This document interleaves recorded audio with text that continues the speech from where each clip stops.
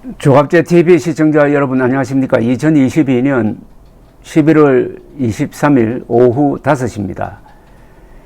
전 법무장관 박범계 의원은 현 법무장관 한동훈 씨를 비판하는 데 앞장서는 사람입니다. 그런데 판판이 한동훈 장관에게 당하고 있습니다. 법리가 맞지 않고 사실과 동떨어진 걸 근거로 해가지고 공격을 하니까 계속 되말리고 있습니다.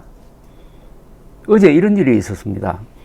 한동훈 법무장관은 출근길에 기자들과 만나가지고 이런 이야기를 했습니다.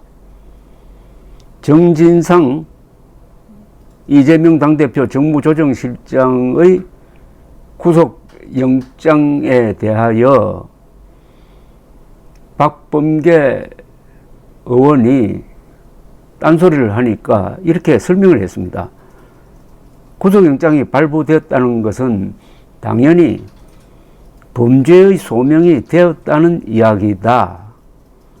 왜 이런 이야기가 나왔느냐 하면은 박범계 의원이 그 전날 MBC 라디오 김종배의 시선집중에 출연해가지고 이야기하기를 정진상 실장에 대한 구속영장, 발부된 구속영장에 보면은 영장 전담 판사가 범죄 사실에 대한 소명이 있다 없다를 기재하지 않았다.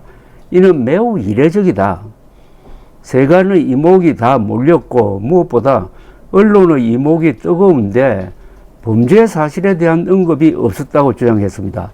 그러니까 구속영장 발부 사유로서 영장 담당 판사가 증거인멸 그리고 도망의 우려가 있다라고만 기재를 했다. 보통은 범죄의 소명이 있고 증거인멸이나 도망의 우려가 있으므로 구속함이 가하다 이렇게 적히는데 범죄의 소명이라는 대목이 빠졌다고 이게 큰 발견인 것처럼 이야기를 했습니다. 그러니까 한동훈 장관이 이렇게 친절하게 가르쳐 줍니다. 영장이 발부되었다는 것은 당연히 범죄의 소명이 이루어졌다는 것을 전제로 하는 것이다. 구속영장 표지 양식에 죄를 범하였다고 할 만한 상당한 이유가 있고 라고 부동문자로 인쇄되어 있다. 박 의원 주장은 의도적인 거짓말이거나 법을 모르는 이야기라고 비판을 했습니다. 구속영장 양식이 있는데 그 양식에 이미 인쇄된 문자가 있다는 겁니다. 인쇄된 문구는 이렇게 되어 있다는 겁니다.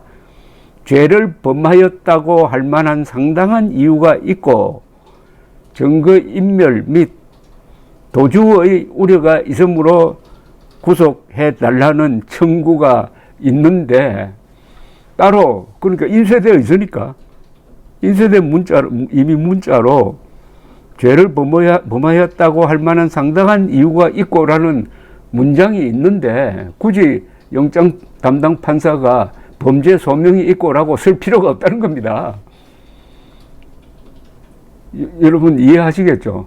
영장 청구에 이미 범죄의 소명이 있고라는 것을 전제로 하고 그것은 너무나 당연하니까 아예 영장 청구 양식에 인쇄를 해놨다는 겁니다.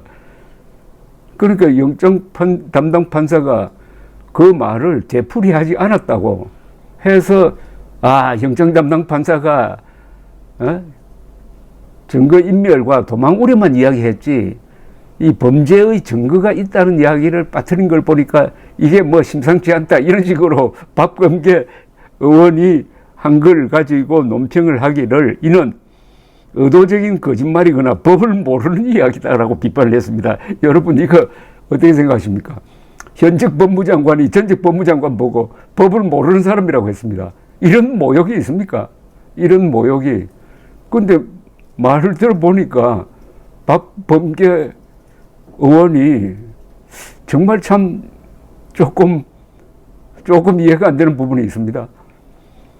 아니 상식적으로 그 뭐 법률 전문가일 필요가 없습니다. 구속영장이 떨어졌다는 것은 첫째가 범죄의 소명이 있다는 겁니다. 그러니까 범죄했을 가능성이 있다는 거죠.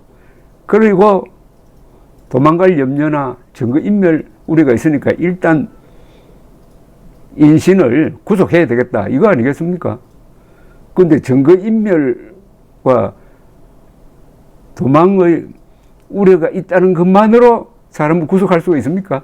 그 전 단계로 범죄의 소명이 있으니까 구속하는 거 아니겠습니까? 다른 사람도 아니고 판사 출신 법무장관입니다. 이 박범계 의원은 판사를 한 사람입니다. 아니, 판사를 했으면 구속영장을 발부해 본 경험이 있을 것 아닙니까? 근데 어떻게 이런 무리를 할 수 있느냐? 근데 가만히 생각해 보니까 이 박범계 판사가 있을 때 사람을 죽이지 않는 세 사람을 죽였다고 오판을 해가지고 감옥살이를 하도록 한 재판에 배석으로 있었어요. 그러니까 배석 주심 재판장인데 세 사람 중에 한 사람이었다는 겁니다. 오판을 했다는 것은 사실 오해를 했다는 겁니다. 그렇다면은 새삼 그 사건이 기억에 떠올라서 그걸 좀 소개를 해드리겠습니다. 평소 같으면은 뭐 소개해줄 가치가 없을 줄 모르겠는데 너무나 상식에 어긋나는 이야기를 하니까 이런 판사였으니까 이런 재판을 한 게 아닌가 하는 생각이 드는데 이건 좀 끔찍한 사건입니다. 이건 조금 설명이 필요합니다. 1999년 2월 6일 오전 4시경 3명의 강도가 전라북도 완주군 삼내읍 나라 슈퍼에 침입해가지고 주인 할머니 유모 당시 77세입니다. 입을 테이프로 막아 숨지게 한 뒤에 현금과 폐물을 훔쳐 달아났고 주인 할머니는 질식사했습니다. 이게 삼내 나라 슈퍼 강도치사 사건인데 경찰은 사건 발생 9일 만에 이웃에 살던 학생 3명을 강도치사 혐의로 구속했습니다. 그 중 2사람은 지적장애인이었고 한 사람은 말과 행동이 음울했습니다. 이들은 대법원에서 각각 최종적으로 징역 3년에서 6년 사이의 징역형을 선고받고 복역하고 출소했습니다. 자, 이들의 형이 확정된 후인 1999년 12월 부산지검이 진범이 따로 있다는 제보를 받고 용의자 3명을 검거한 후에 자백을 받아내서 전주지검으로 넘겼는데 전주지검에서는 이들이 자백한 걸 번복했다는 이유로 무혐의 처분이 내려졌습니다. 무혐의 처분이. 이미 이때는 그 앞에 3사람은 확정된 형을 살고 있을 때였습니다. 자, 이 3사람이 학생이죠. 학생이 옥살이를 마치고 나왔는데 2015년 3월에 재심을 청구를 합니다. 경찰의 강압수사 때문에 허위 자백을 했다라며 전주지법에 재심을 청구했는데 재심이 받아들여졌습니다. 어떻게 받아들여졌느냐 하면은 이 피해자의 사위가 1999년 2월 18일 촬영한 경찰의 현장 검증 영상이 결정적 근거가 되었는데 경찰이 세 학생을 폭행하면서 이렇게 해라 저렇게 해라고 지시를 하고 강요하는 장면이 찍혀 있었습니다. 그러던 중에 2016년 1월 말에 이 사건 삼내 나라 슈퍼 강도치사 사건의 진범이라고 주장하는 사람이 등장했어요. 이 사람이 누구냐 하면은 1999년에 부산지검이 붙들어 가지고 전주지검으로 넘겼던, 그러나 전주지검에서는 무혐의 처분을 내렸던 용의자 3사람 중 한 사람이었습니다. 나머지 한 명은 2015년 말에 자살을 했고 다른 한 명은 자신의 혐의를 부인을 하고 있는데 2016년 10월 28일 재심 판결이 나옵니다. 전주지방법원 제1형사부는 강도치사 혐의로 복역을 했던 3명에게 무죄를 선고를 했습니다. 2016년 11월 4일 검찰이 항소를 포기해가지고 17년 만에 이 학생 3사람이 무죄 확정을 받았습니다. 억울한 옥살이를 했다는 겁니다.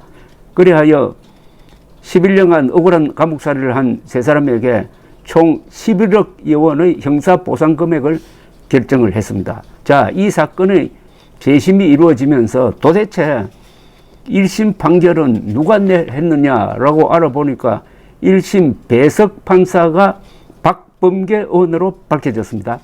이 오판의 피해자들 변호인은 박 의원에게 사과를 요구했고 2017년 2월 14일 피해자들을 만났다고 합니다.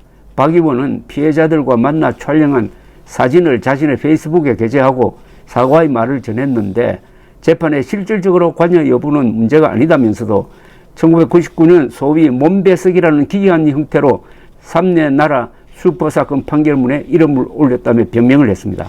자기는 그 재판에 적극적으로 관여 안 했다는 거죠. 그러나 무슨 소매치기 한 것도 아니고 새 학생이 할머니를 죽인 걸로 지금 기소가 된 사건인데 죽이지 않은 세 사람에게 이렇게 형을 선고를 해가지고 징역형을 살도록 나온 데 대한 책임을 면할 수 없죠. 세 판사 중에 한 사람입니다. 공동 책임이라도 있는 거죠. 사실 오인을 한 것 아닙니까? 사실 오인. 나중에 진범이 따로 확인되었으니까 이 세 사람이 그래도 재심을 통해서 무죄를 받은 것 아닙니까? 그러니까 박범계 의원은 판사로서 사실 판단에 착오가 있었고 그만큼 무능하다는 이야기죠. 그런 사람이니까 얼토당토 않는 걸 가지고 한동훈 법무장관에게 시비를 걸었다가 또 한 번 이렇게 가르침을 받고 현직 법무장관으로부터 전직 법무장관이 법을 잘 모르는 사람이다라는 핀잔을 들으니까 참 안쓰럽습니다. 감사합니다.